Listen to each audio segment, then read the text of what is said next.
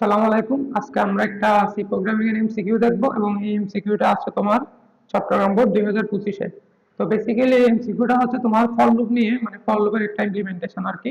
For loop plus হচ্ছে continue statement দিয়ে এই এমসিকিউটা দেওয়া হয়েছে। তো কোয়েশ্চেনটা হচ্ছে প্রোগ্রামটির আউটপুট কত। তো আমাদের অপশন দিছে।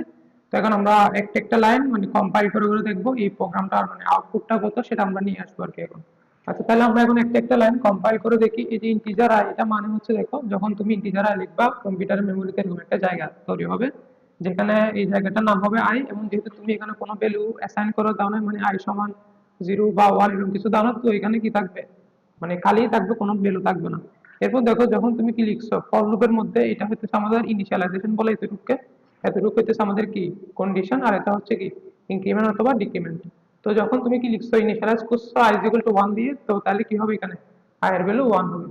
এরপর দেখো, কেমন কন্ডিশন চেক করবে, i less than equal to 5, মানে i এর মানটা কি হবে 5 থেকে ছোট হবে।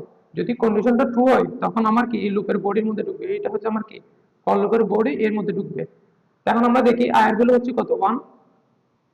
এই যে 1 1 কি, তাহলে এই কন্ডিশনটা কি ট্রু কিনা ফলস, এখন আমরা দেখি 1 তো অবশ্যই কি 5 থেকে ছোট, তাহলে এটা কি হবে, সত্য হবে। তো ট্রু হলে কি হবে, এই যে লুপের মধ্যে প্রবেশ করবে। এখন লুপের মধ্যে আসলো, আসার পর দেখতেছে কি, if i equal to 3, i এর মান কত ছিল 1, তাই তো 3 না। তো 3 না হলে কি হবে, ইফ এর এই বডির মধ্যে আর আসবে না। মানে আমাদের i এর মানটা যদি 3 হয়, তখনই আমাদের এই ইফ এর বডির মধ্যে আসবে। যেহেতু i এর মান 1, তাহলে কি আর আমাদের এই ইফ এর বডির মধ্যে আর আসবে না। তাহলে কি হবে, এই বডির মধ্যে আর ঢুকবে না, তাহলে প্রোগ্রামটা কই যাবে, এটা স্কিপ করবে, এগুলো স্কিপ করবে, স্কিপ করে এই জায়গায় আসবে প্রোগ্রামটা। তো এই জায়গায় কি লেখা আছে, প্রিন্টার পার্সেন্ট ডিআই, মানে হচ্ছে কি, এখন আমরা আই কে প্রিন্ট করবো, আই এর ভ্যালু কত 1 ছিল, এখন আমরা কি 1 কে প্রিন্ট করবো। এই যে 1 প্রিন্ট হয়েছে। এরপর প্রোগ্রাম কই যাবে, এই যে আবার এখানে আসবে, এই জায়গায় আসবে। কারণ কি, আমাদের জানি কি ফর লুপের প্রথমে হচ্ছে ইনিশিয়ালাইজেশন, তারপর কন্ডিশন চেক করবে, কন্ডিশন যদি ট্রু হয় এখানে আসবে, মানে ফর লুপের বডিটা এক্সিকিউট করবে। এরপর কি হবে, আবার এই যে এখানে আসবে, যে ইনক্রিমেন্ট ডিক্রিমেন্ট পার্ট আসবে। ইনক্রিমেন্ট করার পর দেখো আয়ের মান কত, এক বাড়াইছে। আয়ের মান আগে কত ছিল, 1 ছিল, এখন এক বাড়ালে কত হবে, সেটা 2 হবে। তো 2 হওয়ার পর এখন কি করবে, এখানে চেক করবে। তাহলে ফার্স্টের বেলা কি হয়, আমাদের ইনিশিয়ালাইজেশন করার পর কন্ডিশন চেক করে।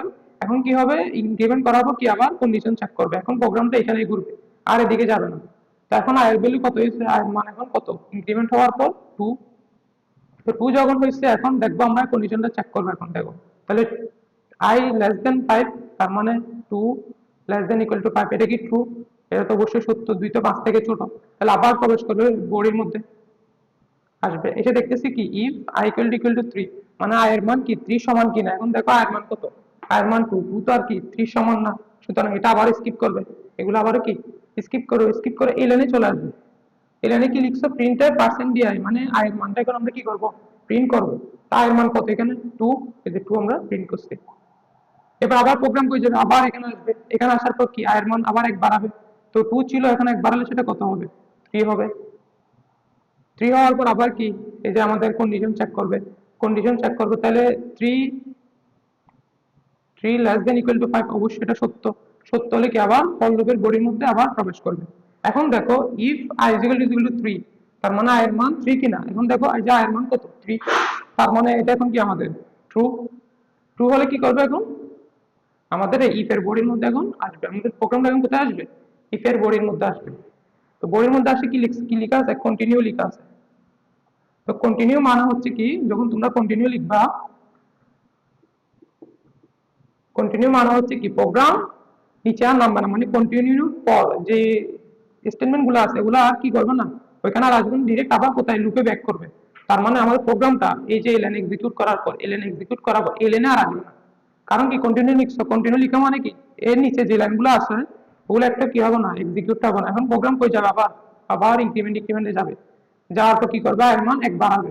তাই আগে এর মান কত ছিল, 3 ছিল, এখন এক বাড়ালে কত হবে, সেটা 4 হবে। 4 হওয়ার পর আবার শর্ত চেক করবে, শর্ত চেক করলে কি হবে, দেখো 4 লেস দেন ইকুয়াল টু 5, অবশ্যই এটা ট্রু। ট্রু হলে আবার এখানে আসবে, এখানে আসার পর ইফ এর কন্ডিশনটা কি, i ইকুয়াল টু 3, কিন্তু i এর মান এখন 4, তাহলে এটা কি না, সত্য না, এখানে আসবে না, এখানেও আর আসবে না। এখন কি হবে, এখানে আসবে, এখানে প্রিন্টএফ i এর মানটা এখন কি করতে হবে, আমাদেরকে প্রিন্ট করতে হবে। তাহলে i এর মান কত এখন 4, তাহলে কি হবে 4 প্রিন্ট করবে।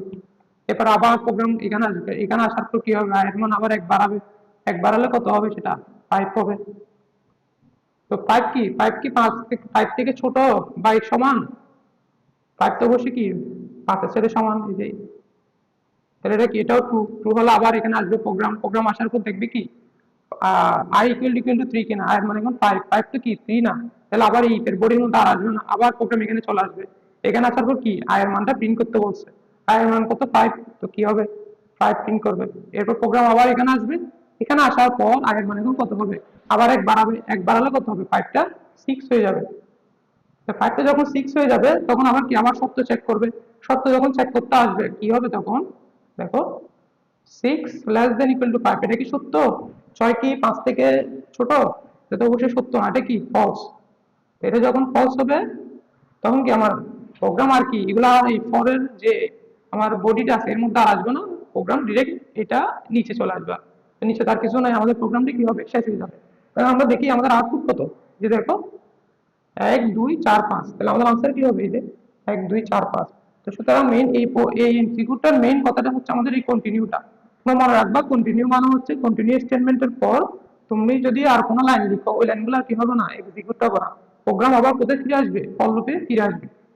তো এটাই ছিল আজকে আমাদের এমসিকিউ। সবাইকে ধন্যবাদ।